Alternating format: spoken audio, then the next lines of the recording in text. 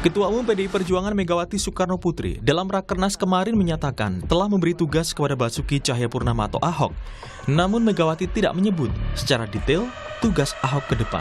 Ungkapan Megawati muncul di tengah rumor Ahok akan maju di pemilihan gubernur Sumatera Utara. Sekarang beliau bersama kita sudah keluar dari pemerintahan, lalu bilang pada saya, Ibu minta tugas. Oke, sudah ada tugasnya. Sementara saat ditanya, Ahok menyebut Megawati memintanya membantu calon kepala daerah dari PDIP yang maju di pilkada. Mengenai pulangnya maju di Pilgub Sumatera Utara, Ahok menyerahkan pada organisasi. Namun saat ini tidak ada penugasan dari DPP untuk Ahok maju di pilkada 2024. Saya pikir itu sih teman-teman sana ya yang ngomong ya. Ya saya sih terima kasih sih mereka percayakan gitu. Tapi kan kita kan organisasi kan kita penugasan di mana? Sejauh ini sih saya tidak dapat penugasan untuk di pilkada ya. Saya justru penugasan saya itu kayaknya nih membantu orang-orang yang mau maju pilkada ini. Makanya saya masuk ke Komisi 2 ini. Kalau ditugaskan apakah siapa? Ya kita secara organisasi ya pasti disiplin organisasi ya. Tapi sekali lagi sejauh ini nggak ada penugasan ke sana. Seperti diketahui sebelumnya, menantu Jokowi yang juga kader baru Partai Gerindra, Bobi Nasution, digadang-gadang akan maju di Pilgub Sumatera Utara. Dia mendapat surat tugas dari Partai Golkar. Bahkan Bobi mengaku tidak perlu mendaftar sebagai calon gubernur karena sudah mendapatkan surat tugas. Yang diinfokan ke kami, yang diinformasikan kepada kami yang namanya sudah diberi surat tugas, pas ditanyakan kemarin, ini perlu daftar lagi nggak usah, karena sudah mendapat surat tugas. Dengan majunya Bobi, maka secara langsung akan berhadapan dengan Gubernur Petahana Edi Rahmayadi. Akankah Ahok juga akan diterjunkan di Sumatera Utara untuk melawan Bobi Nasution? Tim Liputan Kompas TV.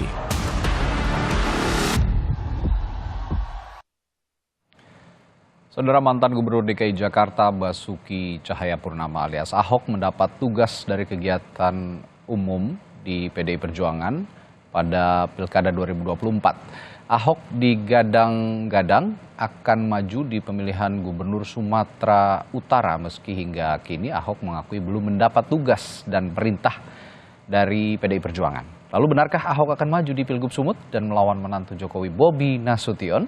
Pagi ini kita akan bahas dengan sejumlah narasumber. Ada Ciko Hakim, politisi PDI Perjuangan, lalu Ketua DPD Partai Gerindra Sumatera Utara, Gus Iwan Pasaribu, dan juga pengamat politik dari Universitas Sumatera Utara, USU Warjo. Selamat pagi Bapak-Bapak. Selamat pagi. Assalamualaikum warahmatullahi wabarakatuh. Waalaikumsalam warahmatullahi Sehat alhamdulillah. Ya, Bung Ciko, kemarin udah ditanya ya sama Bu Mega ya langsung ke Pak Ahok gitu. Kan siap menerima tugas, ya siap, oke saya kasih tugas, tapi tidak secara eksplisit sebenarnya Bu Mega memberikan tugas apa, dan Pak Ahok pun bilang sepertinya sih nggak maju di Pilgub tapi mensupervisi begitu teman-teman dari PDI Perjuangan yang ingin maju di Pilkada. Jadi konkretnya bagaimana tugasnya Pak Ahok ini sebenarnya? Memang belum ada kepastian dari PDI Perjuangan untuk bukan hanya Pak Ahok tapi juga untuk calon-calon kepala daerah yang lain atau bakal calon kepala daerah yang sudah mendaftar baik itu dari luar maupun dari internal. Kami belum memberikan penugasan yang definitif bagi siapapun untuk maju di 545 pilkada seluruh Indonesia. Jadi pada prinsipnya kalau kita bicara soal PDI Perjuangan, tentunya kita tahu bahwa kader-kader di PDI Perjuangan itu tegak lurus dengan aturan-aturan organisasi, dengan apa yang menjadi keputusan organisasi, dan yang terakhir tentu adalah keputusan yang tertinggi dari Ketua Umum. Jadi kita masih semua menunggu. Tetapi kalau kita bicara soal yang disampaikan Pak Ahok, itu sudah pasti bahwa kalaupun Pak Ahok maju dari daerah manapun, tentu dengan pengalaman beliau dan rekam jejak beliau ketika memimpin suatu daerah dan dianggap sukses dengan tingkat kepuasan publik yang tinggi, akan menjadi manfaat bagi calon-calon kepala daerah yang berada di seluruh Indonesia. Namun kami bicara kalau soal Sumatera Utara, kami sudah melakukan banyak komunikasi dengan beberapa calon atau bakal calon, salah satunya tentu Pak Edi Rahmayadi sendiri sebagai incumbent, dan juga kalau kita bicara dari internal, banyak sekali alhamdulillah bagi PDI Perjuangan tokoh-tokoh yang berasal dari Sumut yang menjadi tokoh-tokoh nasional gitu, tetapi juga tokoh-tokoh yang bukan asal Sumatera Utara namun cukup populer dan dikenal dan juga mempunyai elektabilitas yang lumayan di Sumatera Utara seperti Pak Ahok, Pak Jarot, dan lain-lain. Jadi kita masih menunggu juga, Radi, sama-sama. Ya. Jadi masih nunggu sama-sama. Tapi kalau lihat peta politik Sumatera Utara, ini ya saya juga membaca banyak berita begitu di online maupun surat kabar maupun juga berita televisi yang lain begitu ya. Ini memang sejumlah politisi PDI Perjuangan lah boleh dibilang memang mengakui ada potensi Pak Ahok ini ke Sumatera Utara. Tapi kemarin kan juga ada Pak Edi Rahmayadi yang sudah mendaftar ke PDI Perjuangan gitu kira-kira. Ini gimana dinamikanya di Sumatera Utara sejauh ini di internal yang Anda ketahui, Bung Ciko? Ya semuanya nanti akan melalui proses penjaringan. Nah, proses penjaringan ini kan bukan masalah like or dislike. Proses penjaringan ini juga harus melalui tahapan-tahapan yang menggunakan variabel-variabel yang ilmiah. Misalnya kita bicara soal survei. Kalau kita bicara tentang Pak Edi Rahmayadi yang cukup populer juga di akar rumput PDI Perjuangan dan juga tentunya sebagai incumbent sangat dikenal dan cukup berhasil dalam memimpin Sumatera Utara. Itu juga harus ada survei nanti soal tingkat kepuasan publik atau approval rating, ya, kemudian survei elektabilitas. Begitu juga dengan yang sudah mendaftar calon-calon lain. Saya belum mendapatkan listnya, tetapi begitu juga apabila kita ingin dari pihak internal untuk turut maju, baik itu untuk sebagai calon gubernur atau calon wakil gubernur, semuanya harus melalui proses yang sama gitu. Tidak bisa berandai-andai atau mengira-ngira, oh kayaknya dia populer di situ, ya nggak gitu. Jadi semuanya harus melalui tahapan-tahapan karena kita dari PDI Perjuangan mempunyai target untuk menang di atas 50% dari seluruh pilkada serentak yang ada. Jadi kita betul-betul perlahan tapi sangat cermat untuk menilai dan menjaring para calon.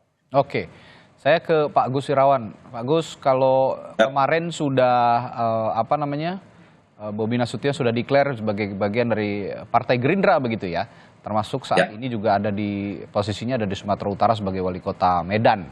Nah, kalau dinamika di Gerindra, kemarin rekomendasi Bobi kan saat ini masih dari Golkar, dari Gerindra sendiri bagaimana? Ya, kami ada keputusan Rakornas 7 Mei yang lalu, itu memprioritaskan kader internal untuk maju di pemilu kada serentak ini. Lalu Bobi memang sejak awal ada di radar kami untuk menjadi seorang calon potensial gitu ya. Dan memang sejak beliau dulu kita usung bersama PDIP dan beberapa partai lain sebetulnya di wali kota Medan, komunikasi kita dengan Pak Bobi ini sangat intensif gitu ya. Dan beliau sangat aktif untuk hadir di setiap acara-acara Gerindra. Nah, minggu lalu beliau kemudian mendaftar lebih awal dulu sebagai kader, lalu kemudian lanjut mendaftar sebagai bakal calon gubernur Sumatera Utara melalui Gerindra sebagai kader sudah, sehingga sebetulnya itu sudah sebuah kendala sebagai kader itu sudah terjawab. Dan beliau menjadi salah satu calon potensial untuk kami usung nanti di Pilgubsu. Tentu nanti keputusan final adalah berada di Ketua Umum Pak Prabowo tentu saja. Kalau kemarin juga menyimak statement dari Ketua Umum Partai Golkar Pak Erlangga Hartarto, ini kayaknya prioritas untuk berbagai pilkada di daerah nanti November mendatang itu akan melanjutkan begitu skema politik yang pernah dilakukan juga di tingkat nasional dengan koalisi Indonesia Majunya. Nah, kalau untuk di Sumatera Utara dari Gerindra sendiri, koalisi dan komunikasi yang sudah dibangun dengan partai-partai politik di Sumatera Utara dengan siapa saja sejauh ini?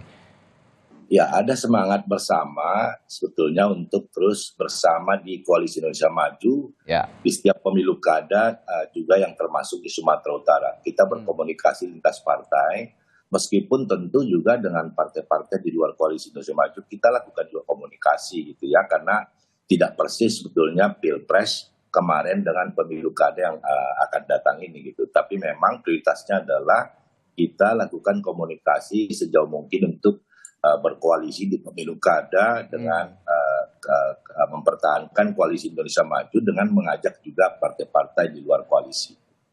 Oke. Begitu. Baik. Untuk nama Bobi Nasution sendiri, Pak Agus, ini Ya. potensinya sejauh mana bisa menyaingi calon-calon lainnya? Kita ketahui nama-nama besar kan juga masuk ya. Mungkin juga nanti Pak Ahok akan masuk. Sepertinya saya juga membacanya cukup serius ini. Wacana Ahok ada di Pilkada Sumatera Utara. Belum lagi dengan incumbent Pak Edi Rahmayadi. Bagaimana potensinya sejauh ini? Sebesar apa kepercayaan diri Partai Gerindra untuk mengusung Bobi sebagai calon gubernur? Kami sebetulnya bagus ya bahwa kemudian banyak tokoh-tokoh nasional, misalnya Ahok juga katakanlah maju di Sumut. Pilihan bagi masyarakat Sumut kan menjadi lebih banyak gitu ya. Tetapi tentu kami tetap sangat percaya diri Bobi adalah salah satu calon paling potensial. Mengingat beliau sekarang sebagai wali kota Medan. Untuk diketahui Medan itu hampir 20% pemilih di Sumut itu ada di Medan. 1,8 juta gitu ya. Dan keberhasilan beliau di memimpin kota Medan itu dirasakan betul oleh masyarakat di Medan dan juga tentu secara umum di Sumatera Utara bisa dilihat gitu ya. Nah, karena itu kami sangat percaya diri Pak Bobi ini akan bisa memenangkan kontestasi nanti di pemilu kada Pilgubsu yang akan datang.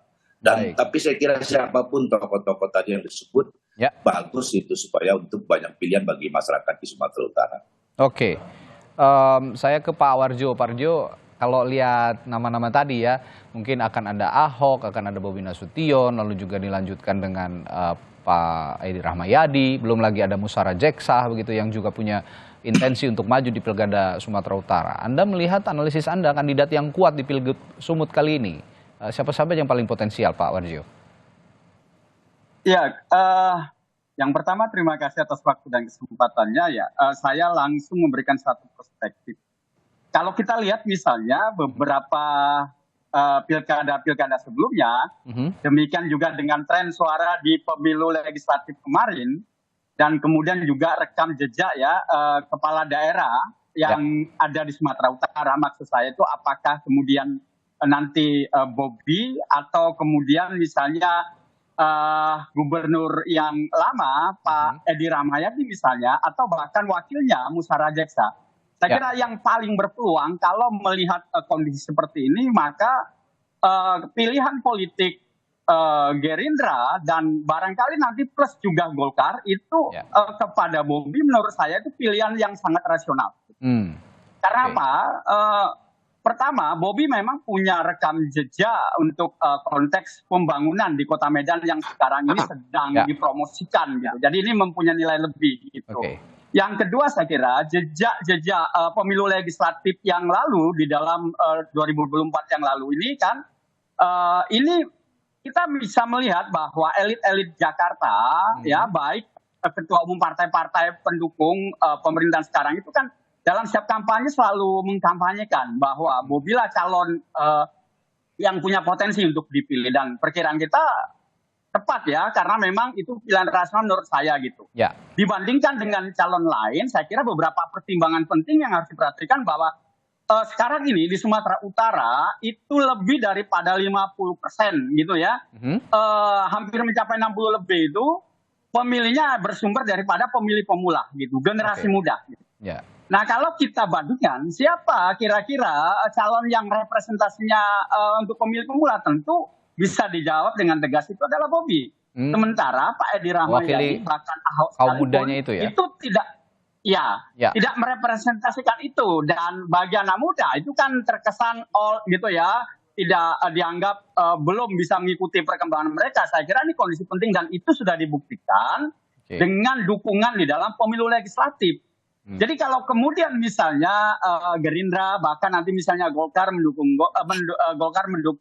Bobi misalnya, saya kira mereka atau partai-partai ini sangat welcoming kalau misalnya Edi Rahmayadi akan maju bersama dengan Ahok misalnya begitu ya. Karena itu akan membuka jalan kesempatan Bobi untuk menang gitu. Yang ketiga saya kira kalau kita lihat di dalam konteks gitu ya, pilihan pemilih berdasarkan wilayah, misalnya katakanlah kita bisa lihat dulu di pemilu atau pilkada pilgubsu yang lalu 2018 itu Edi Rahmayadi banyak didukung oleh suara pemilih Islam terutama di pantai timur. Sementara itu di pantai barat itu banyak didominasi oleh Sihar ya bersama dengan Pak siapa yang dari PDIP juga yang kemarin kan ternyata suaranya kalau kita bandingkan juga Pak Edi Rahmayadi banyak didukung oleh pemilih-pemilih di Pantai Timur yang umumnya mayoritas Islam. Jadi kalau katakanlah digabungkan kembali Edi Rahmayadi dengan Ahok misalnya, yang kita tahu, ya harus kita akui bahwa pilihan politik mayoritas di Sumatera Utara tidak bisa dipisahkan dalam konteks basis beragama gitu. Jadi ini menjadi sebuah kunci. Siapapun yang melihat ini sebagai suatu potensi, dan kita lihat ya beberapa wilayah misalnya siapa yang suara terbanyak itu ada di Medan, tadi sebutkan Pak Gus Irawan, kemudian Deli Serdang, kemudian Binjai, dan demikian juga Langkat, ditambah dengan wilayah lain itu kan mayoritas para pemilihnya itu pemilih Islam yang mereka potensi suaranya itu sangat besar sekali. Jadi sebenarnya di luar itu tentu saja akan muncul harapan masyarakat publik ya. Misalnya ada alternatif. Suara katakanlah calon-calon yang lebih muda dibanding yang sebutkan katakanlah di samping Bobi gitu ya. Cuman persoalannya gitu kan, Bobi bersama dengan Partai Gerindra, demikian juga dengan Golkar. Ini secara infrastruktur politik ini kan punya psikologi yang kuat kemenangan hasil daripada pemilu legislatif yang lalu begitu. Di samping itu birokrasi baik di tingkat pusat sampai di daerah bahkan di Kabupaten Sumatera Utara itu banyak dikuasai oleh infrastruktur yang punya aliran kuat dengan Partai Gerindra ataupun Golkar. Jadi saya kira ini memang betul-betul mesin politik yang punya kesempatan besar jika kemudian itu digelindingkan untuk Bobi maju begitu. Jadi ini sebenarnya Pak Wardio, kalau kita bicara head to head berarti Anda mau mengatakan bahwa sosok Bobi seorang begitu, itu lawannya akan bisa ditandingi oleh siapa nanti yang akan berpasangan dengan Ahok ataupun juga dengan Edi Rahmayadi. Kira-kira seperti itu ya. Ini gabungan dinamika politik yang terjadi di Pilgub. Betul. Kecuali misal gitu ya, ada muncul sosok misalnya Musara Jeksa yang akan maju sebagai head to head juga dengan Bobi. Tapi persoalannya saya yakin bahwa keputusan politik di Jakarta juga akhirnya termasuk Golkar juga akan memilih Bobi kan.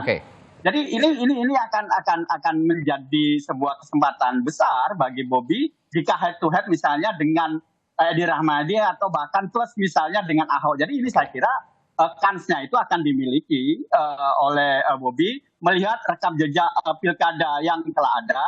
Dan ingat gitu ya, masyarakat Sumatera Utara itu masih punya dampak hasil pilkada 2017 di Jakarta.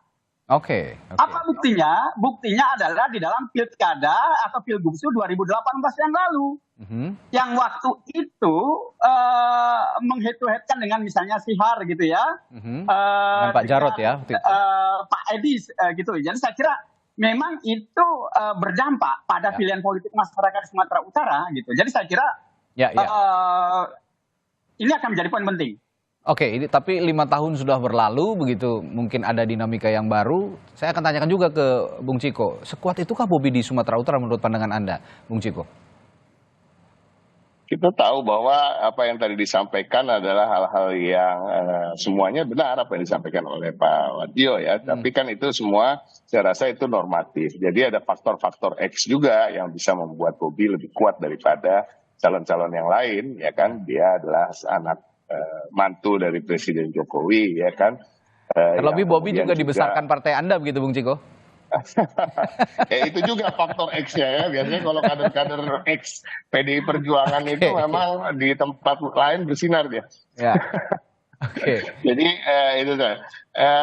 Pada intinya ya memang, tapi kan kita tahu sendiri pertarungan pilkada atau pertarungan pilpres misalnya atau pertarungan lain ya, kontestasi politik itu semua itu akan betul-betul terlihat ketika betul-betul pertarungan itu berjalan ya kan. Kalau kita bicara soal hasil survei yang dianggap ilmiah pun sekalipun ya kan, dalam perjalanannya bisa terbantahkan dengan hasil kan, dari pilkada atau pemilihan apapun itu. Jadi kita pada prinsipnya bagi PDI Perjuangan kita tidak sekarang bukan prioritas kami tidak memikirkan terkait calon lain, karena kami fokus untuk melakukan penjaringan di internal maupun penjaringan dari calon-calon dari eksternal yang mendaftar atau yang memang kami anggap pantas untuk mewakili rakyat di provinsi maupun kabupaten kota tersebut. Ya, menarik sekali kita lihat peta politik yang ada di Sumatera Utara ini ya. Kalau dibilang tadi oleh Pak Gus Irawan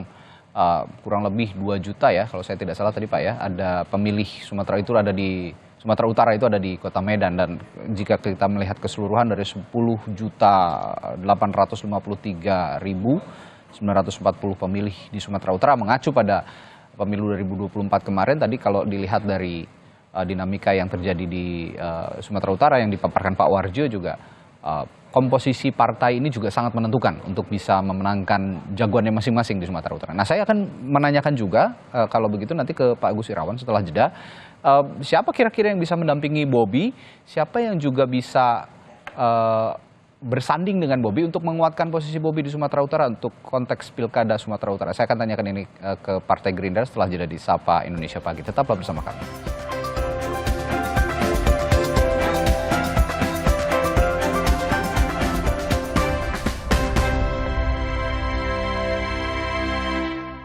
Masih membahas kans atau peluang besar potensi Basuki Cahayapurnama atau Ahok berlaga di Pilgub Sumatera Utara untuk melawan Bobi Nasution yang sepertinya saat ini potensinya cukup besar dan elektabilitasnya cukup baik begitu ya di Sumatera Utara. Saya tadi bertanya ke Pak Gus Irawan, Pak Gus, kalau dalam konteks kompetisi politik gitu, saya bertanya seperti ini, siapa yang paling potensial menjadi lawan serius bagi Bobi Nasution di Pilkada Sumatera Utara, dan siapa juga yang bisa mendampingi Bobi dalam rangka penguatan posisi elektabilitas pasangan calon begitu di Pilkada Sumatera Utara bersama Bobi Nasution?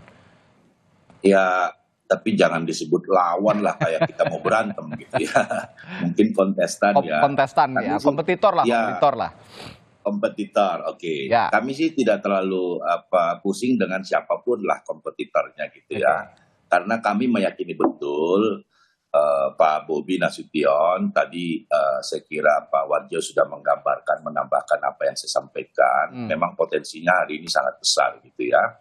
Nah, kemudian tentu kalau untuk wakilnya pasti nanti akan kita bicarakan, tentu ya, karena kan nanti akan koalisi nih. Karena Pak Bobi sudah representasi Gerindra, ya tentu nanti kami Gerindra ikhlas untuk kemudian wakilnya adalah dari teman koalisi partai lain misalnya. Gitu. Jadi belum sampai ke sana pembicaraan, tapi pasti akan kita bicarakan di koalisi bersama tentu Pak Bobinya. Kita tentu ingin keterwakilan dari koalisi, tetapi juga yang punya chemistry yang pas, cocok dengan Pak Bobinya sendiri kan begitu. Jadi belum sampai ke sana kita. Kalau Ahok sendiri sebagai kompetitor nanti potensinya bagaimana menurut Anda? Bagus juga Ahok, karena setahu saya istrinya yang pertama dulu itu Bu Vero ya, itu kan orang Medan, anak Medan gitu. Ada juga ininya. Ada kedekatan lah ya, ada proximity juga ya. Kedekatan. Iya, bagus juga Pak Ahok, saya kira kita sambut baik jadi kompetitor juga di sana. Atau siapapun lah, tapi Ahok saya kira punya pertalian juga dengan Medan, Sumatera Utara. Istrinya itu adalah orang Medan. Baik. Bagus. Baik. Nah, ini saya juga harus tanyakan ini ke Pak Gus Irawan soal Partai Golkar yang juga punya nama Musara Jeksah.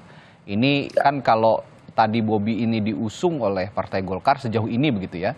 Tapi nama Musara Jeksah juga sepertinya menguat untuk jadi untuk dicalonkan karena ya sama-sama punya posisi yang daya tawar yang kuat untuk menjadi calon gubernur begitu. Nah, bagaimana jika memang nanti Gerindra dan Partai Golkar ini juga sepertinya tidak lagi satu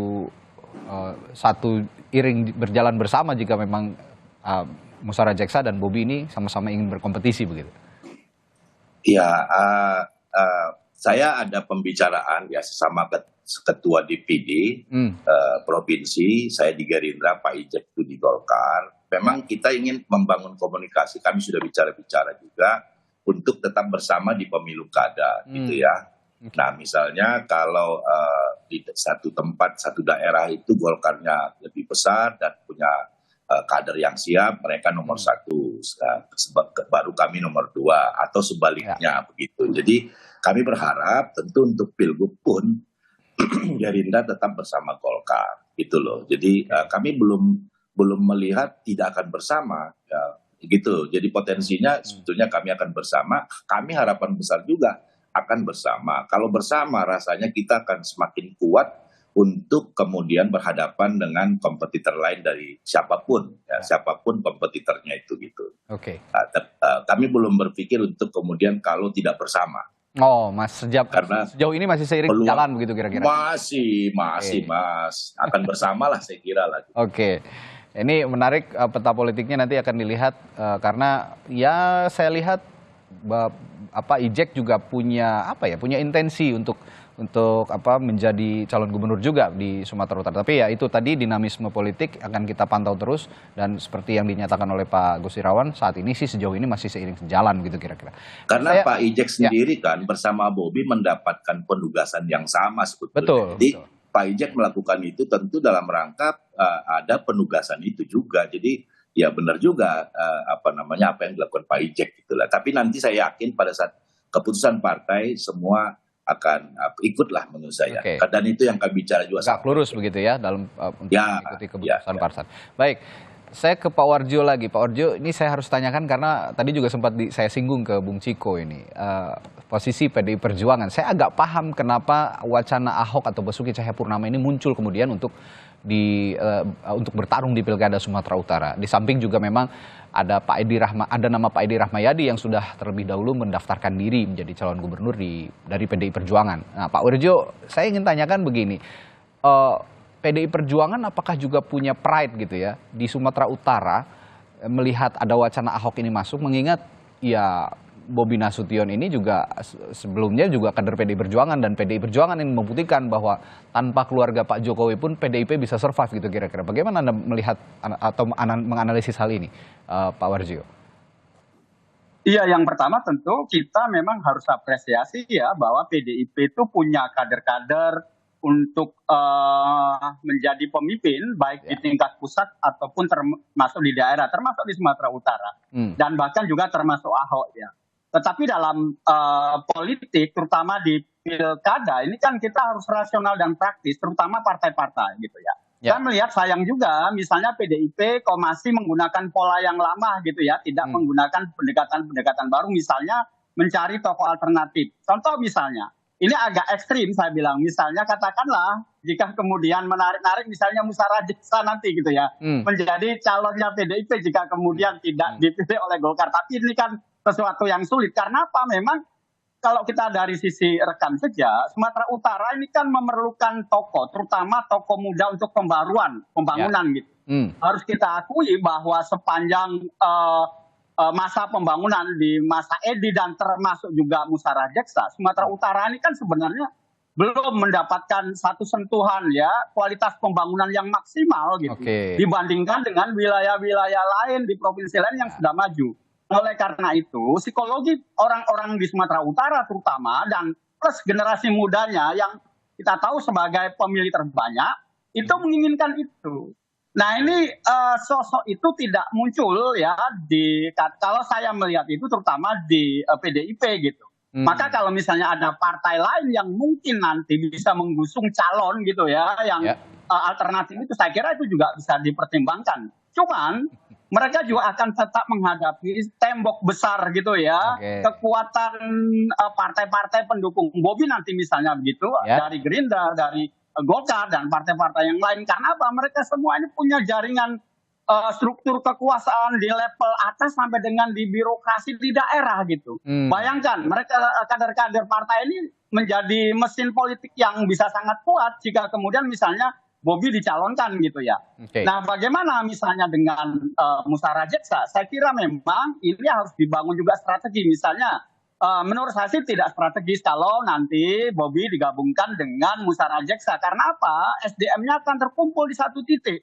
Biarlah misalnya musyawarah jeksa akan jadi menteri misalnya, sehingga kemudian kedudukan legislatifnya di legislatif karena dia terpilih dia ada digantikan juga oleh posisi kader Golkar yang lain, sehingga Golkar bisa kemana-mana dan bisa banyak mempengaruhi dalam konteks pertimbangan politik baik di tingkat pusat atau di nasional. Cuma nanti ini tentu saja tergantung gitu ya, deal politik misalnya katakanlah untuk Medan, itu mungkin nanti akan diserahkan di Golkar misalnya. Jadi dalam kaitannya PDIP saya kira memang PDIP menurut saya sangat disayangkan jika kemudian misalnya tidak mengambil sebuah strategi pendekatan baru untuk memunculkan calon-calon yang memang bisa head to head gitu ya dengan Bobi lah katakanlah gitu ya. Menandingi sosok mudanya Bobi gitu ya. Baru.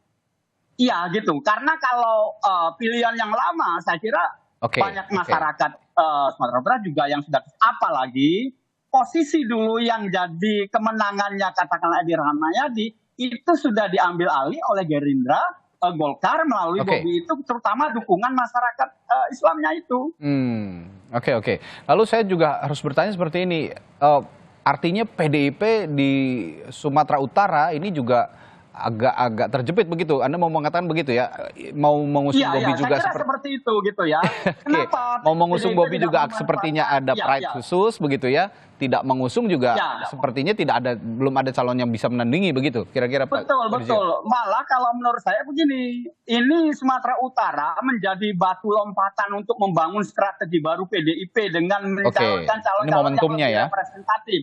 Iya. Karena apa? Di tingkat pusat itu ada sinyal sudah ada oposisi gitu kan. Maka sebenarnya kalau berani membangun oposisi di kabupaten, kota, provinsi melalui pilkada termasuk di Sumatera Utara, PDIP bisa menjadi harapan baru dengan munculnya tokoh-tokoh baru gitu. Karena apa? Kedua calon baik Pak Edi, Pak Ahok ini juga sudah punya rekam jejak misalnya di Pilkada Jakarta 2017 gitu ya, Ahok kalah gitu ya. Demikian juga di 2018 Edi Rahmayadi menang, tapi dukungan masanya sekarang akan beralih kepada Bobi dengan dukungan Partai Gerindra, Golkar dan partai pendukungnya. Jadi tidak ada harapan di situ menurut saya.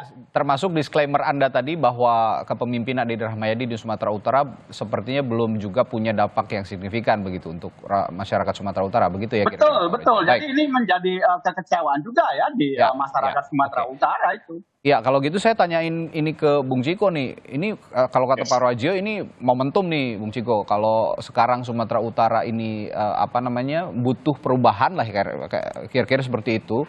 Untuk menandingi Bobi Nasution perlu juga sosok muda. Nah, sosok baru juga diperlukan kira-kira. Ada nggak PDIP yang bisa dikedepankan begitu, sosok-sosok baru di luar mungkin nama-nama yang sudah berseliweran saat ini? Kita hargai apa yang menjadi pendapat Pak Warjio, tapi tentunya nanti kan dalam proses ya seperti saya sampaikan tadi ada survei-survei yang harus kita gelar dulu ya kan, walaupun dan setelah hasil survei tentunya ada juga hasil survei ini kan tidak final dalam artian kita menjadi putus asa bila hasil surveinya di bawah apa yang kita harapkan. Tapi tentu dengan hasil survei kita bisa tahu di mana-mana apa saja yang bisa ditingkatkan dalam waktu sekian bulan gitu misalnya. Nah, tapi terkait dengan penjaringan di Sumatera Utara khususnya, tentu kita sangat terbuka. Jadi banyak hal juga yang mungkin saya tidak bisa sampaikan di sini, komunikasi dengan siapa saja yang kita lakukan kan itu ya. Tapi saya bisa pastikan nama-nama yang disebut semua ada komunikasi dengan kita, mungkin kecuali dengan Bobi ya. Jadi kalau Radi tadi bilang, kalau tadi saya ingin mengkoreksi dulu. Ada disclaimer dulu nih ya. Saya mau koreksi dulu apa Radi bilang, kalau PDI Perjuangan mau mencalonkan Bobi, itu tidak pernah terpikir Radi. Gitu ya? Sama sekali tidak pernah terbersit ya?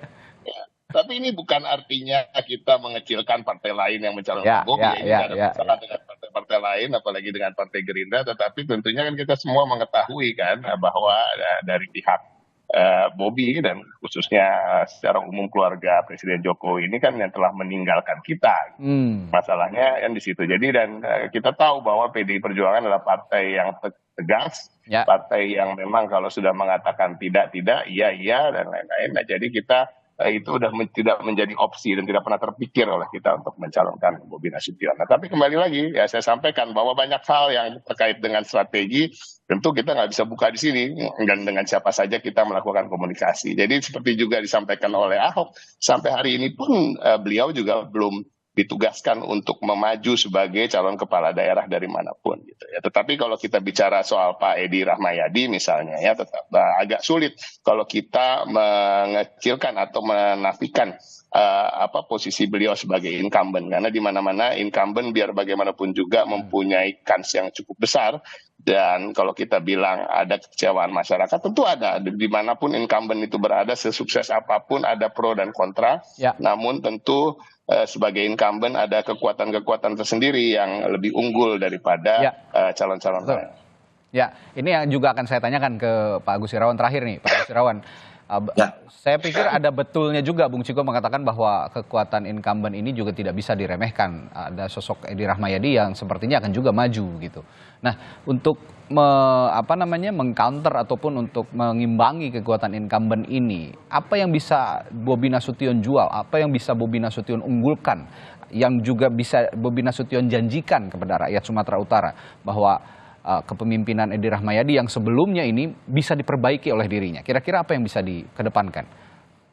Yang pertama saya ingin koreksi, hari ini tidak ada incumbent. Yang ada incumbent itu Bobi, justru wali kota Medan. Karena Gubernur Sumut itu udah lebih setahun lalu berakhir. Sudah berlahir memang, betul. Sudah. Nah, lalu kemudian yang kita sebetulnya sih nggak terlalu sulit. Orang, fakta sudah lihat bagaimana Pak Bobi memimpin kota Medan gitu ya. Tadi Pak Warjo secara panjang lebar juga menyampaikan bahwa potensi Bobi sebagai anak muda mewakili milenial, bahwa Sumut pemilihnya itu 60% milenial. Dan yang lain adalah bahwa Sumatera Utara ini begitu luasnya Mas, 33 kabupaten kota.